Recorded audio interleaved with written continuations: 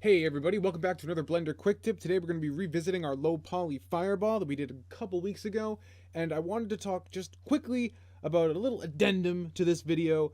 Something that I didn't realize at the time, or it kind of slipped my mind, was that the technique described in that original fireball video, which I will link up here, only works by default in viewport rendering. Now, viewport rendering is a technique that I just did a video on a couple days ago. This should come out the same week. I'll link that up at the top and in the description as well.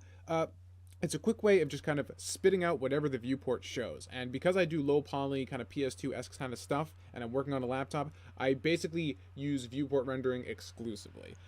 This effect was done for my workflow under the impression of using viewport rendering. However, if you're using Cycles or Blender Internal, by default, it's not going to work. So me and my buddy were kind of digging through Blender trying to figure out how to get this to work with Cycles, which is a rendering engine a lot of people use.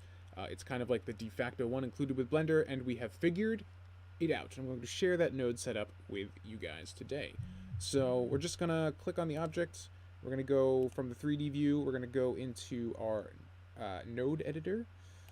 Now, I don't use Cycles basically ever. I usually use Blender Eternal or Viewport, so excuse my lack of kind of knowledge and descriptive ability on how Cycles works. It's something I'm going to try and delve into at some point in the future. But here's the node setup. So you're going to have the image texture going to the color value on your... I did emission because I wanted it to be shadeless, so an emission shader. Then we have a transparent BSDF. I'm sure this stands for something that I don't know.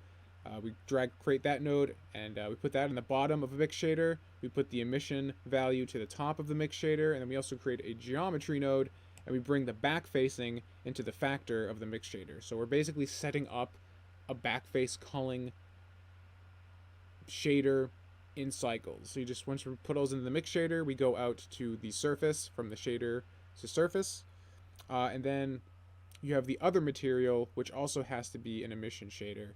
So if I go back to 3D view, we can click on that. So I separated this out into two objects, but you don't have to set it up like that for this to work. So if we go back to the nodes on this one, go to node editor. That's not the node editor. Node editor. Very simple, just emission. Point the texture if you have one at it, and you're good to go. So if you want to do an effect like this in Cycles, it will work this way. If you want to do it in Blender Internal, let me know in the comments below if you know how to figure it out, because I have not figured it out yet. I'm a viewport kind of guy. That's just what I do. It's simple and it's really quick to render. So I'm going to keep looking into this. I know the inverted hull for outlining also doesn't work in Blender Internal Cycles by default.